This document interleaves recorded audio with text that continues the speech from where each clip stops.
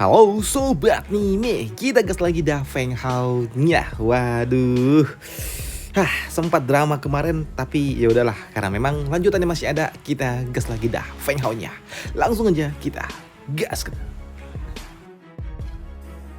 Mereview sedikit dari part sebelumnya. Setelah Feng Hao diselamatkan oleh orang tua ini yang telah membantu dirinya, kini waktunya bagi Feng Hao untuk membantunya membalas budinya dengan cara pergi menuju kota terdekat untuk membantu orang tua ini menyelamatkan istrinya yang telah diambil kembali oleh keluarga besarnya. Sedangkan di sisi lainnya, di kediaman Tuan Kota saat ini, Tuan Kota dia pun mendapatkan sebuah kabar dari salah satu anggotanya yang mengatakan kalau saat ini keluarga Wu mereka tidak lagi memiliki sebuah pilihan, karena saat ini keluarga Wei mereka sedang mencoba untuk mengakuisisi keluarga Wu. Dan itu membuat orang tua ini dia pun bertanya tentang apa yang harus mereka lakukan. Namun untuk Tuan Kota dia mengatakan kalau keluarga Wei mereka memang ingin memaksa keluarga Wu untuk menjadi anggota bagian dari pihak mereka dengan cara melakukan sebuah pernikahan politik. Dan itu membuat orang tua ini dia mengatakan kalau mereka tidak dapat membiarkannya begitu saja, karena jika hal itu terjadi maka kota ini akan dikuasai oleh keluarga Wei. Tapi di sini Tuan Kota dia mengatakan kalau dalam situasi yang seperti ini memangnya apa yang bisa kita lakukan, ucap Tuan Kota. Namun di sini tiba-tiba saja datang seorang pelayan lainnya yang mengatakan kalau saat ini ada seorang master alkemis datang menunggu di depan gerbang. Mendengar itu membuat Tuan Kota dia mengatakan, apa? Seorang master alkemis? Seberapa tinggi peringkatnya? Dan dia suruh dia masuk, ucap dari Tuan Kota.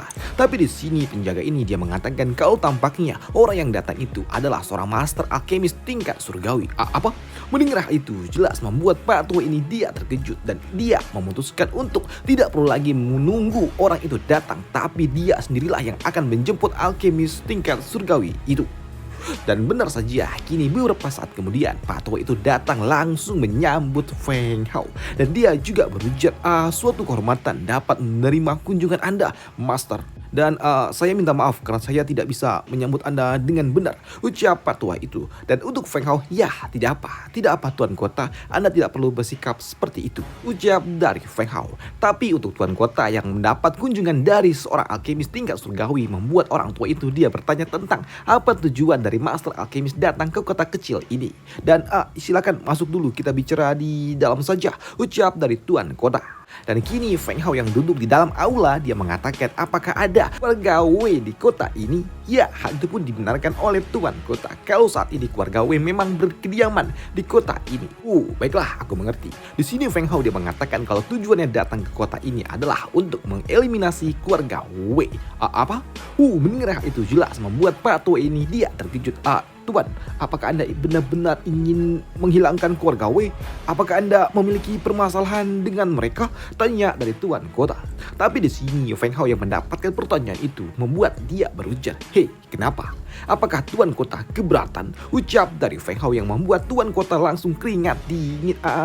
Tidak Tuan, tidak seperti itu. Tapi dengan status Anda yang merupakan seorang alkemis tingkat surgawi, tidak mungkinlah saya akan menghalangi Anda. Bahkan kota Feng saja mungkin bisa Anda hilangkan, ucap dari Tuan Kota yang terbata-bata. Namun untuk Feng Hao yang telah mendapatkan persetujuan dari Pak Tua itu membuat dia berujar, baiklah, karena kau telah setuju, aku meminta kepada dirimu untuk segera pergi dan kumpulkan semua kekuatan kota ini untuk bersiap untuk segera mengusir keluarga Wei dari tempat ini, ucap dari Feng Hao.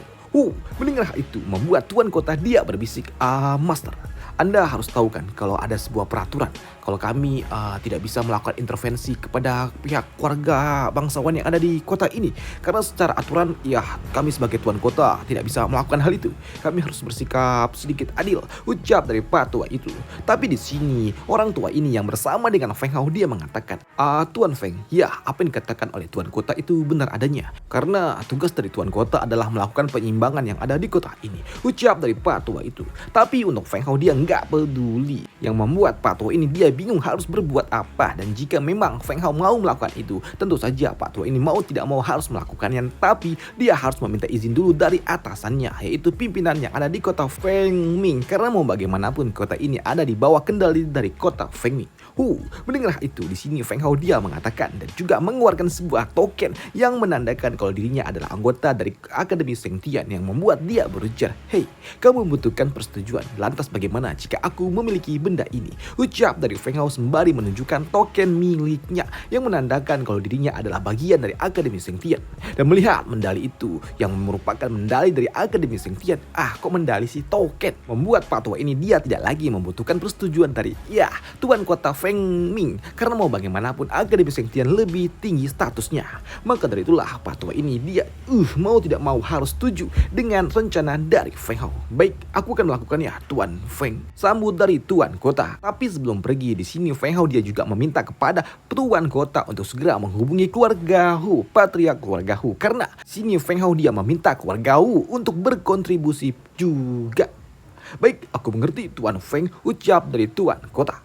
Dan bentar saja beberapa saat kemudian kini patriark keluarga Hu dia pun datang menemui Tuan Kota. Dan setibanya pimpinan atau patriark keluarga Hu di kediaman Tuan Kota, dia datang dan langsung mengucapkan salam.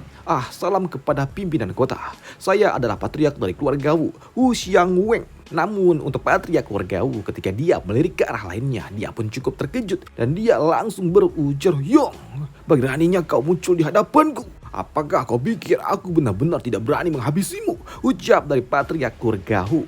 Namun melihat hal itu di sini Tuan Kota dia mengatakan, "Patriark keluarga Wu, jangan berani kasar seperti itu di depan Master Feng, karena dia adalah teman dari Master Feng." Ucap dari Tuan Kota yang membuat patriark keluarga Wu langsung kirecep. Teman dari Master Feng? Siapa itu? Ucap dari patriark keluarga Wu. Namun ketika dia melihat ke arah anak muda itu, membuat dia langsung kirecep karena dia dapat melihat aura yang dimiliki oleh Feng Hao sangat luar biasa. Bagaimana mungkin Yong dia mengenal Tuan alkimis yang mengerikan ini? Ucap dari Pak Tua itu. Maka dari itulah di sini patriark keluarga Wu dia langsung berlutut dan dia berujar, "Maafkan aku Tuan Muda, saya telah buta dan tidak dapat melihat dan telah menyerang teman Anda. Saya meminta maaf." Ucap dari patriark keluarga Wu. Di sini Feng Hao dia berujar, "Tenang, bangunlah. Dan aku berasumsi kalau Tuan Kota telah memberitahukan rencananya kepada dirimu. Dan alasan aku memanggil dirimu adalah karena aku ingin memberikan sedikit wajah untuk dirimu dan ingin agar kau memberikan sedikit rasa respekmu kepada Tuan Yuan Yong." Ucap dari Feng Hao yang membuat Patu ini dia berujar di dalam hati, Yuan Yong? Jadi Yuan Wong dia benar-benar telah tumbuh rupanya. Ucap dari Patua itu. Sedangkan di sisi lainnya beberapa waktu kemudian di kediaman keluarga Wei, di sini seorang pelayan dia melaporkan dan berteriak kepada patriark kalau saat ini dia melihat kalau ada sebuah masalah yang akan segera menimpa keluarga Wei dan dia berujar, Tuan, ada masalah, pasukan keluarga dan juga Tuan Kota datang mendekati kediaman kita." Ucap dari seorang pelayan yang membuat di sini patriark keluarga Wei dia pun keluar dan datang untuk segera menemui siapa yang berani-beraninya datang ke kediaman dirinya. Dan itu membuatnya berujar, Tuan Kota Gan, apa niatmu datang ke tempat kediamanku membawa banyak orang seperti ini? Apakah kau berniat untuk melakukan tindakan yang tidak benar? Namun di sini Tuan Kota dia mengatakan, sebagai Tuan Kota, tugasku adalah menjaga perdamaian kota ini. Dan hari ini saya akan menghapuskan penyebab masalah yang ada di kotaku ini. Ucap dari Tuan Kota. Namun apa yang dikatakan oleh Tuan Kota membuat patriark keluarga Wu dia pun sadar kalau sepertinya Tuan Kota berani berkata seperti ini karena memang dia mendapatkan sebuah dukungan yang sangat kuat, yaitu seorang alkemis tingkat surgawi. Dan jika tidak, mana mungkin berani Tuan Kota bertindak seperti ini. Pikir dari patriark keluarga Wu. Sedangkan untuk patriark keluarga Wu jelas dia sangat kesal. Dasar Gan Piawen, kau berani-beraninya kau seperti ini. Sepertinya kau telah bosan menjadi Tuan Kota. Ujar patriark keluarga Wei. Kau berani-beraninya menggunakan pasukan kota untuk menekan keluarga Weiku.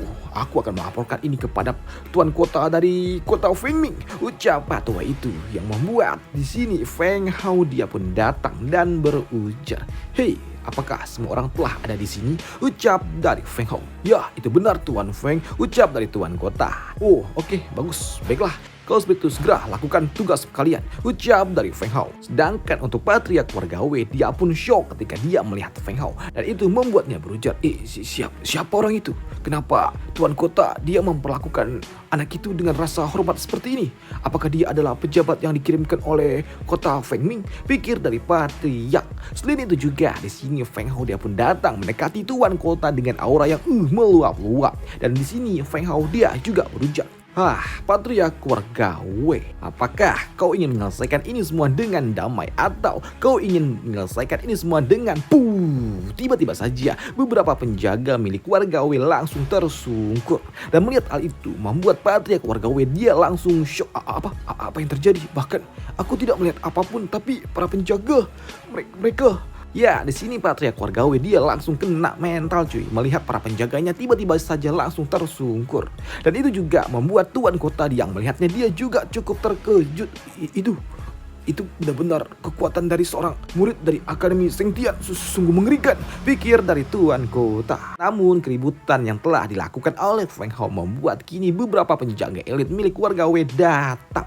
Mereka datang dan berujar, patriark keluarga Wei, kami datang untuk membantu Anda.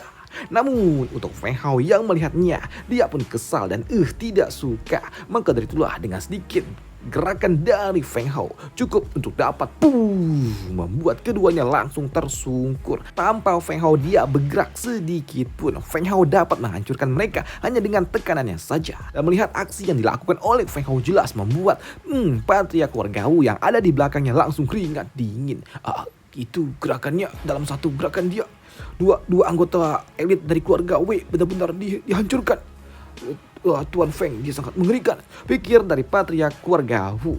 Sedangkan untuk patriark keluarga Wei, ketika dia melihat hal ini membuatnya bingung karena dia tidak pernah memiliki masalah dengan Feng Hao, tapi kenapa Feng Hao datang dan langsung merusuh. Dan itu membuatnya berujar, Tuan, saya rasa keluarga Wei ku tidak pernah memiliki masalah dengan Anda, dan kenapa Anda melakukan ini kepada kami, ucap dari patriark keluarga Wei. Tapi di sini untuk Feng Hao dia berujar, kau memang tidak memiliki masalah dengan diriku, tapi sebaiknya kau tanyakan pertanyaan itu kepada mereka, para penduduk kota, ucap dari Feng Hao. Melihat hal itu, mendengar kalau sepertinya Feng Hao datang sebagai perwakilan dari warga kota, membuat patriark keluarga Wei dia tidak lagi memiliki sebuah pilihan lain selain melawan, karena jika dia diam aja maka hasilnya juga akan sama. Maka dari itulah di sini patriark keluarga Wei dia memutuskan untuk melawan. Tampaknya aku tidak bisa membiarkan seperti ini. Aku akan melakukannya, ucap dari patriark yang berniat untuk melawan. Dan itu membuat Feng Hao dia pun tahu apa yang harus dia lakukan, karena di sini orang tua itu mau melawan. Maka dari itulah di sini Feng Hao dia pun langsung maju dan membuat orang tua itu langsung tersungkur dengan sangat mudah. Setelah menjatuhkan orang tua itu, di sini Feng Hao dia mengatakan, aku rasa urusanku di tempat ini telah selesai, dan sekarang sisanya aku akan serahkan kepada kalian, ucap dari Feng Hao kepada patriark keluarga Wu dan juga Tuan Kota.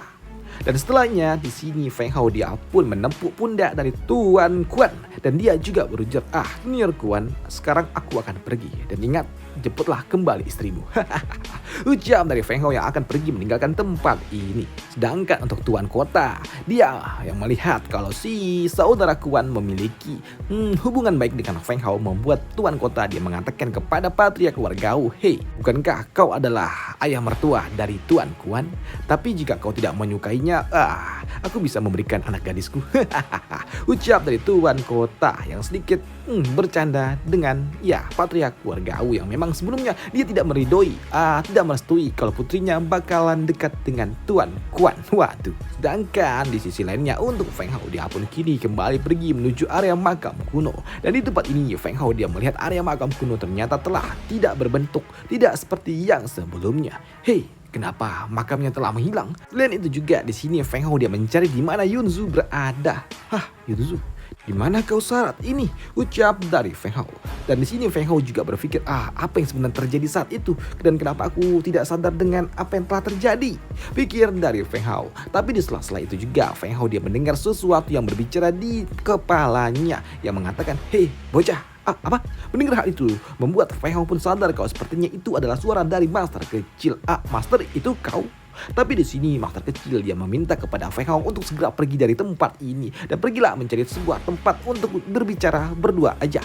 Maka dari itulah di sini Feng Hao dia pun pergi menuju sebuah hutan. Dan di tempat inilah master kecil dia berujar, bocah, berikan aku Qinhua, ucap dari master kecil. Maka dari itulah di sini Feng Hao dia pun mengeluarkan Qinhua miliknya dan langsung Qinhua itu diserap oleh master kecil. Master, jadi selama ini kau bersembunyi di kepalaku kah? Ucap dari Feng Hao. Dan benar saja tak butuh waktu lama kini master kecil dia muncul kembali. Akhirnya aku keluar lagi. Melihat master kecil dia keluar dan tumbuh sehat lagi membuat Feng Hao dia senang tentunya. Dan ya, untuk master kecil melihat kondisi Feng Hao yang baik-baik saja membuatnya bertanya, sepertinya kau telah berhasil membuka 9 meridian daomu ya? Yo, tentu saja master. Dan sekarang apakah aku telah mencapai Rana Sain, master?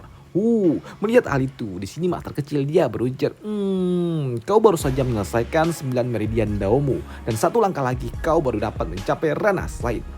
Benarkah?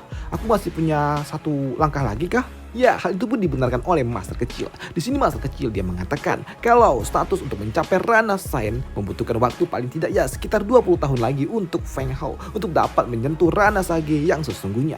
Sage itu atau Sain sama aja ya cuy ya. Oke. Tapi di sini dengan bakat yang kau miliki, kurasa ya kau membutuhkan waktu ya paling tidak 10 tahun lah, ucap dari master kecil yang membuat Feng Hao dia berujar, 10 tahun? Bukankah itu terlalu lama, master? Apakah aku memang harus menunggu selama itu? Tanya dari Feng Hao. Tapi master, jika aku menghabiskan waktu sekitar 10 hari aja di area suci milik Akademi Sengtian, itu kan sama saja seperti aku berlatih selama 10 tahun. Jadi aku bisa mencapai Rana Sain dalam waktu 10 hari. Gimana? Ya kan master? Ucap dari Feng Hao. Tapi sayangnya hal itu pun dibantah oleh master kecil. Tentu saja tidak. Walaupun ya tempat itu memang cukup bagus, tapi kurasa naik 1 peringkat di setiap 1 harinya, kurasa itu cuman mimpimu aja nak. Ucap dari master kecil. Jadi master, maksudmu walaupun aku tinggal di tempat itu, aku masih membutuhkan waktu yang lebih lama lagi kah, master? Sambut dari Feng Hao. Ya, tentu saja. Karena sejatinya untuk mencapai Rana Sain itu tidaklah mudah. Ya, True Sain itu susah nak. Karena bagi mereka untuk mencapai 10 tahun saja itu seperti mengkedipkan mata. 10 tahun itu terlalu mudah, terlalu cepat untuk mereka mencapai Rana Sain. Karena sejatinya untuk mencapai Rana Sain yang sebenarnya itu membutuhkan waktu yang sangat lama. Bahkan banyak orang yang telah membutuhkan waktu sekitar ratusan tahun untuk mencapai titik itu. Dan bahkan udah ratusan tahun juga mereka nggak berkembang. Dan lagi untuk mencapai Rana Sain tidak hanya tentang akumulasi energi, tapi terutama tentang pemahaman Dao. Di sini master kecil dia juga mengatakan kalau Dao adalah mengisi ruang antara surga dan juga bumi. Dan mereka yang ada di peringkat Sain, mereka harus memahami apa itu Dao. Tapi memahami Dao juga tidaklah mudah dan tidak seperti cuma duduk meditasi doang. Karena memang jika seperti itu tidak akan ada sebuah kemajuan. Di sini master kecil dia mengatakan, oleh karena itulah tidak semua orang bisa mencapai Rana Sage dalam waktu 20 tahun aja. Bahkan untuk mastermu ini, dengan kemampuan yang dimilikinya, dengan memiliki tubuh ilahi tertinggi saja, aku membutuhkan waktu sekitar 50 tahun untuk dapat memahami Dao secara sempurna sebelum aku menjadi sekuat ini. Ucap dari master kecil yang ia juga sedikit kecewa dengan kemampuannya. Melihat hal itu membuat Feng Hao dia berujar, master, wah, ternyata masih membutuhkan banyak waktu lagi. Tapi master, aku ingin bertanya, ketika aku sedang mengalami hukuman surgawi, lantas apa yang sebenarnya terjadi master sebelum aku kehilangan kesadaranku? Tanya dari Feng Hao. Di sini master kecil dia mengatakan, pasti maksudmu kau ingin bertanya kan di mana gadis itu kan? Sejatinya aku juga tidak tahu di mana gadis itu. Yang pastinya dia telah menyelamatkanmu berulang kali. Ya, itu benar master. Jadi di mana dia sekarang? Tanya dari Feng Hao. Ya, seperti yang aku katakan tadi, aku juga nggak tahu. Sambut dari master kecil. Master, apakah mungkin dia kembali ke area makam kuno itu? Tanya dari Feng Hao. Dia telah menyelamatkanku berulang kali master, tapi sampai detik ini aku juga tidak tahu siapa dia sebenarnya master. Nah, sejujurnya jangan terlalu khawatir dengan dia. Karena gadis itu pasti dia baik-baik saja. Dan jika kau benar ingin tahu bagaimana kondisinya saat ini dan mengecek apakah mungkin dia ada di area makam kuno, nah, langkah yang harus kau lakukan pertama kali adalah menjadi lebih kuat lagi. Karena ketika kau ingin memasuki tempat itu dan menjamin semuanya aman, kau harus ada di Rana Sain. Dengan begitu kau dapat melihat dengan matamu sendiri. Ucap dari master kecil. Baiklah, aku mengerti master. Tapi master, karena kau telah berpengalaman, pasti kau memiliki sebuah metode unik kan untuk membantuku dalam pelatihan mencapai pahami inti Dao. Yuk, tentu saja. Haha. Seperti yang gue katakan sebelumnya, kalau untuk dapat mencapai ranah sains, sebenarnya yang dibutuhkan adalah tentang Dao. Dan aku memahami cukup baik ucap dari master kecil. Maka dari itulah di sini master kecil dia bersama dengan Feng Hao akan melakukan meditasi bersama-sama, membantu sharing pemahaman Dao yang dia miliki kepada Feng Hao. Dan seperti apa pemahaman Dao itu akan dibahas di part selanjutnya aja. Dan sampai jumpa di part selanjutnya. Bye, thank you.